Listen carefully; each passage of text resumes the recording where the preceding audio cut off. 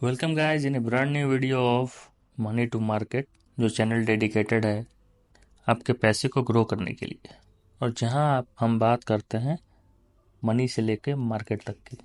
इस वीडियो में हम समझेंगे म्यूचुअल फंड्स को और उनके कुछ छुपे हुए हिडन ट्रुथ्स को, जिससे आप अपने लाखों रुपए बचा सकते हैं म्यूचुअल फंड इन्वेस्टमेंट में और अपने प्रॉफिट्स को कई गुना बढ़ा सकते हैं। तो चलिए शुरू करते हैं इस वीडियो को बिना किसी देर के। वीडियो की शुरुआत में मैं इस चीज़ को मान के चल रहा हूँ कि आप म्यूचुअल फंड में ऑलरेडी इन्वेस्टेड हैं और उसकी थोड़ी बहुत समझ रखते हैं, यानी कि म्यूचुअल फंड क्या होता है ये तो इसकी थोड़ी बहुत समझ आपको ऑलरेडी है। हम इस वीडियो में सबसे पहले रूल ऑफ 15 की बात करेंगे। ये एक ऐसा रूल है जिसको हम अगर फॉलो करते हैं तो हम अपने इन्वेस्टमेंट्स को मल्टीफोल्ड ग्रो कर सकते हैं बहुत ही शॉर्ट स्पैन में। हम इसके अलावा बात करेंगे कि एक रेगुलर और डायरेक्ट जो म्यूचुअल फंड है उसमें क्या डिफरेंस होता है। उसके अलावा कुछ ऐसे टर्म्स होते हैं जिनको समझना आपके लिए बहुत ज़रूरी है। अब म्यूचुअल फंड में अगर आप लंबे समय तक इन्वेस्ट करने की सोच रहे हैं तो जैसे कि एनएवी क्या होता है, एक्सपेंस रेशियो क्या होता है, उसका क्या इम्पैक्ट पड़ता है आपके ऊपर, ये सारी चीज़ों के बारे में हम डिटेल में इस वीडियो में बात करेंगे। वीडियो में हम सबसे पहले आपको 2 वेबसाइट्स को रिकमेंड करेंगे। अगर आप म्यूचुअल फंड्स के बारे में स्टडी करना चाहते हैं और खुद से एक लर्निंग डेवलप करना चाहते हैं म्यूचुअल फंड्स के बारे में, तो आप इन 2 वेबसाइट्स को क्लोजली मॉनिटर कीजिए।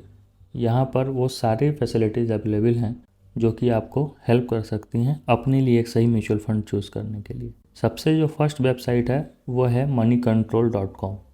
आप moneycontrol.com सर्च करेंगे गूगल पे तो आपको इस वेबसाइट पर ले जाएगा। इसके अलावा जो दूसरी वेबसाइट मैं आपको रेकमेंड करूँगा वो है ईटी मनी। ये इकोनॉमिक टाइम्स का खुद की वेबसाइट है। ये भी बहुत ही ज़बरदस्त वेबसाइट है। इसमें आप हर एक म्यूचुअल फंड के बारे में कंप्लीट इन्फॉर्मेशन यहाँ से आप निकाल सकते हैं।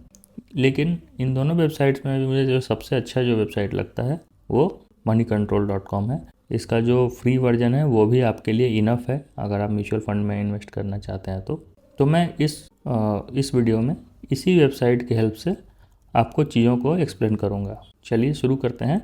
यहाँ पे मैंने एक एग्जांपल लिया है ICICI prudential blue chip fund. मैं आपको स्टेप बाय स्टेप वो प्रोसेस समझा देता हूँ कि आपको मनी कंट्रोल के वेबसाइट से कैसे आप किसी भी म्यूचुअल फंड को आसानी से खोज सकते हैं।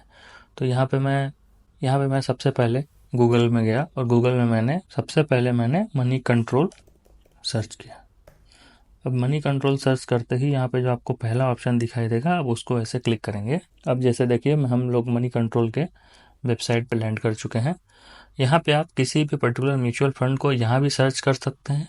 अगर आपको वहाँ से म्यूचुअल फंड नहीं सर्च करना है तो आप म्यूचुअल फंड के भी ये जो टैब है आप यहाँ पे नीचे आएंगे तो ये जो टैब है यहाँ पे देखिए बहुत सारे टैब आप देख सकते हैं। तो आपको म्यूचुअल फंड का यहाँ टैब मिल जाएगा। इसके बाद आप यहाँ पर एक्सप्लोर, आप किसी पर्टिकुलर फंड को फाइंड करना चाहते हैं ये भी आप यहाँ से देख सकते हैं। यहाँ पे इन टूल्स को आप इस्तेमाल कर सकते हैं जिसमें आप रिटर्न कैलकुलेट कर सकते हैं, लमसम SIP बैलेंसर को चेक कर सकते हैं, या फिर SIP रिटर्न्स को भी कैलकुलेट कर सकते हैं। तो हम यहाँ पर सबसे पहले एक्सप्लोर में टॉप रैंक फंड में जाते हैं। टॉप रैंक फंड को हम पहले एक्सप्लोर करते हैं। तो हम इस वीडियो में पहले इक्विटी फंड्स के बारे में बात करेंगे। तो हम यहाँ पर देखिए इक्विटी, हाइब्रिड डेट और अदर्स टाइप के फंड्स के बारे में दिखाया हुआ है। तो मैंने सबसे पहले यहाँ पे इक्विटी को यहाँ पर सेलेक्ट किया है। इसके अलावा अब आप देख सकते हैं कि इसमें इक्विटी रिलेटेड जितने भी म्यूचुअल फंड्स अवेलेबल हैं वो सारे म्यूचुअल फंड्स जो हैं इसमें आपको यहाँ पर देख पा रहे हैं। तो यहाँ पर हम सबसे पहले एक फंड का एग्जांपल लेकर आपको एक्सप्लेन करते हैं। एग्जांपल है ICICI prudential blue chip fund का। अब यहाँ पे एक चीज़ ऑब्जर्व करेंगे कि यहाँ पे इसने लिख रखा है ये जो है डायरेक्ट फंड है और ये ग्रोथ। तो इसका मतलब क्या होता है, यहाँ पर आप ऑप्शन देखिए। यहाँ 2 तरीके के ऑप्शन आपको दिख रहे होंगे। एक होता है डायरेक्ट और एक होता है रेगुलर। इन दोनों के डिफरेंस को आप पहले समझ लीजिए। म्यूचुअल फंड डिस्ट्रीब्यूटर के पास से म्यूचुअल फंड को खरीदता है। यही सिस्टम पहले से चला आ रहा है। जो म्यूचुअल फंड जो एजेंसीज होती हैं, जिसको हम म्यूचुअल फंड जो एजेंसी है और आपके बीच में एक एजेंट होता है जो कि म्यूचुअल फंड जो कंपनी है इन सारे प्रोसेसेस को आपके लिए करता है। इसके बदले में म्यूचुअल फंड हाउसेस इसको कुछ कमीशन प्रोवाइड करते हैं। तो ये जो एजेंट होते हैं इनको हम म्यूचुअल फंड डिस्ट्रीब्यूटर बोलते हैं। जो एजेंट्स हैं वो म्यूचुअल फंड डिस्ट्रीब्यूटर कहे जाते हैं। तो अगर आप किसी एजेंट के थ्रू म्यूचुअल फंड को खुलवाते हैं उसको हम रेगुलर कैटेगरी में ट्रीट करेंगे। लेकिन अगर आप इस एजेंट को इस जगह से हटा देते हैं और म्यूचुअल फंड जो कंपनी है अगर डायरेक्ट आपको म्यूचुअल फंड सेल करती है तो उसको हम डायरेक्ट कैटेगरी में बोलेंगे। अगर म्यूचुअल फंड हाउस डायरेक्ट आपको म्यूचुअल फंड सेल करता है तो आप बोलेंगे कि मैं म्यूचुअल फंड हाउस से डायरेक्ट क्यों खरीदूंगा म्यूचुअल फंड को। उसके पीछे जो सिंपल लॉजिक है, जो ये कमीशन होता है जो एजेंट्स को मिलता, अगर आप म्यूचुअल फंड किसी एजेंट के थ्रू खरीदते तो वो कमीशन कहाँ से मिलता है? वो कमीशन जो होता है वो आपके ही पॉकेट से उसको पाया जाता है। ठीक है, इस चीज को आप बहुत ध्यान दीजिए कि वो जो कमीशन होता है वो आपके ही पॉकेट से उस एजेंट को मिलता है और उसका अमाउंट 0.5% से लेकर 2% तक होता है साल का। 0.5% से लेकर के 2% तक का जो कमीशन एजेंट्स को मिल सकता है। एक म्यूचुअल फंड आपको साल का 15% का एक रिटर्न दे रहा है, उसमें से टोटल अमाउंट में से 2% जो है आप म्यूचुअल फंड जो है, एक म्यूचुअल फंड आपको साल का 15% रिटर्न तक ऑफर करता है। अगर आप किसी ब्लू चिप फंड के बारे में हम यहाँ पर डिस्कस करें, ब्लू चिप फंड की बात करें या फिर किसी इंडेक्स फंड के बारे में अगर हम बात करते हैं तो वो जनरली 14 से 15% आपको साल का उसमें रिटर्न मिलता है। लेकिन आपने सोचिए, आपने अगर SIP किया 10,000 रुपए के SIP 12 महीने तक करते हैं तो वो हो जाएगा 1,20,000 रुपए। ठीक है, आप इसमें से 2% अगर कमीशन एजेंट को दे देते हैं और अगर आपने सेम प्रोसीजर 15 साल तक किया है, अगर 15 ईयर्स तक किया है तो सोचिए आपका कितना बड़ा अमाउंट उस एजेंट को एज ए कमीशन आपने दे दिया। जबकि आप सेम काम प्रोसीजर है आप डायरेक्ट म्यूचुअल फंड के वेबसाइट पर जाकर के कर सकते हैं। ठीक है, ये एक बहुत बड़ा पॉइंट है जो मैं आपको एक्सप्लेन करना चाहता हूँ कि आप थोड़ा सा भी आपको अगर इंटरनेट की समझ है, बैंक में विजिट कर सकते हैं तो आप डेफिनेटली वहाँ जा करके आप अपने, अगर आप म्यूचुअल फंड एजेंसी से डायरेक्ट अगर आप कांटेक्ट करके म्यूचुअल फंड खोलेंगे तो आपको लाखों रुपए का फ़ायदा कई सालों में हो सकता है। ठीक है, ये चीज़ आपको कोई भी एजेंट नहीं एक्सप्लेन करेगा क्योंकि इससे उनके ही अर्निंग पर इम्पैक्ट पड़ेगा। नेक्स्ट आप समझिए इस चीज़ को, एक्सपेंस रेशियो क्या होता है। एक्सपेंस रेशियो वो अमाउंट है जो कि म्यूचुअल फंड हाउस आपके पैसे को मैनेज करने के लिए आपसे चार्ज करता है। तो इसका मतलब क्या हुआ कि हायर एक्सपेंस रेशियो अगर है किसी म्यूचुअल फंड हाउस का तो आपको ओवरऑल ग्रोथ जो है आपके पैसे का वो अपने आप कम हो जाएगा, ओवरऑल जो रिटर्न है वो कम होगा। तो हमेशा आप एक ऐसे म्यूचुअल फंड हाउस को या एक ऐसे म्यूचुअल फंड स्कीम को चूज करने की कोशिश करें जहां आप ये एक्सपेंस रेशियो कम हो। जैसे कुछ यहाँ पे आप देख सकते हैं, इस जगह पे देख सकते हैं, ये जो म्यूचुअल फंड है पर्टिकुलरली इसका कैटेगरी एवरेज से कम एक्सपेंस रेशियो है। इस चीज़ को हमेशा आप गौर करिए। अगर आप इस मनी कंट्रोल की वेबसाइट पर देखेंगे तो अगर ये कैटेगरी से एवरेज से कम है तो ये एक अच्छे साइन है एक म्यूचुअल फंड के लिए कि आप डेफिनेटली आप कैटेगरी जो एवरेज है उससे कम पैसा दे रहे हैं। तो आप एक्सपेंस रेशियो को मैंने एक्सप्लेन कर दिया कि एक्सपेंस रेशियो वो खर्चा होता है जो आप बियर करते हैं। आपको चार्ज कौन करेगा?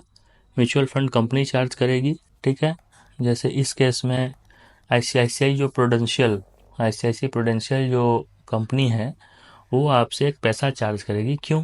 क्योंकि वो आपके पैसे को मैनेज कर रही है और उसके एवज में वो कुछ पैसा आपसे जो चार्ज करती है उसी को हम एक्सपेंस रेशियो के रूप में कैलकुलेट करते हैं। एक्सपेंस रेशियो कैलकुलेट कैसे होता है उस चीज़ को थोड़ा देख लीजिए। एक्सपेंस रेशियो ये होता है पर ईयर और उतना परसेंट, यानी कि अगर आप एक आपने अगर एक SIP चालू किया है 1,000 रुपये के SIP अपने 12 मंथ तक की, ठीक, तो आपका टोटल जो इन्वेस्टमेंट हो गया वो 12,000 हो गया। तो उसका जो है 0.93% कंपनी हर साल आपसे चार्ज करेगी। ये कैसे, जो चार्जिंग कैसी होती है वो अगर आप SIP के फॉर्म में करते हैं तो आप देखेंगे कि आप अगर 1,000 रुपये की SIP करते हैं तो 1,000 रुपये जो है मार्केट में इन्वेस्ट नहीं होता है, उसमें से ही कंपनी एक्सपेंस रेशियो हर मंथ जो है डिडक्ट करती जाती है। तो ये एक्सपेंस रेशियो का एक्सप्लेनेशन हो गया। नेक्स्ट हम आते हैं NAV पे।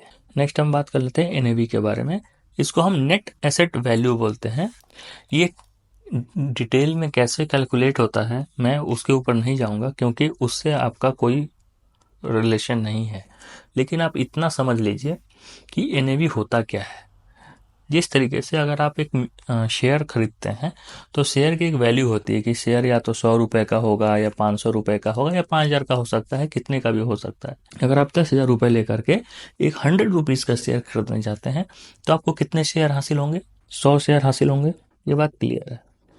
जब आप इसी तरीके से 10,000 रुपए का म्यूचुअल फंड खरीदने जाते हैं तो आपको एनएवी जो होती है वो क्या होता है, 10,000 रुपए में से इस एनएवी को डिवाइड कर दिया जाएगा और जितने यूनिट्स होंगे वो जो डिवीजन करने के बाद जो यूनिट बनेंगे उतने यूनिट आपके पोर्टफोलियो में फोलियो नंबर में अलॉट हो जाएंगे। ठीक है, तो एनएवी बेसिकली क्या है, इस प्रोडक्ट ये जो म्यूचुअल फंड है उसका अभी क्या दाम चल रहा है उससे आप इसको समझ सकते हैं कि ये जो म्यूचुअल फंड है अभी इतने रुपए इसका है, इतने रुपए अभी दाम चल रहे हैं। अच्छा, एक चीज हमको एक जो कंफ्यूजन लोगों को होता है कि एनएवी की वैल्यू के ऊपर, कि अगर कि जिस म्यूचुअल फंड का एनएवी कम है मैं उसको परचेज करूंगा, तो ऐसा कुछ नहीं होता है। एनएवी जो होती है वो डिपेंड करता है कि म्यूचुअल फंड कितना पुराना है, वो कितने सालों से परफॉर्म कर रहा है, उसके आधार पर एनएवी डिसाइड होती है।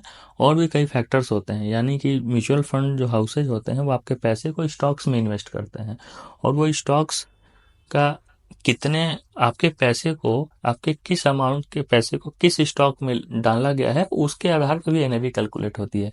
तो आप इस कंफ्यूजन में ना रहें कि आईसीआईसीआई प्रूडेंशियल का एनएवी ज़्यादा है तो मैं इसमें इन्वेस्ट नहीं करूँगा, किसी मान लीजिए एचडीएफसी के ब्लू चिप फंड का जो एनएवी कम है मैं उसमें इन्वेस्ट करूँगा, ऐसा कोई वो नहीं होता है। आप इसको एनएवी के बेस पे कंपैरिजन ना करें।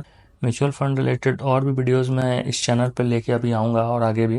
अगर आपको ये वीडियो पसंद आया हो तो आप इस चैनल को ज़रूर सब्सक्राइब कीजिए, क्योंकि बहुत ही अमेजिंग कंटेंट मैं इस चैनल पर लेके आऊँगा फिनांस रिलेटेड। इस वीडियो में इतना ही। धन्यवाद।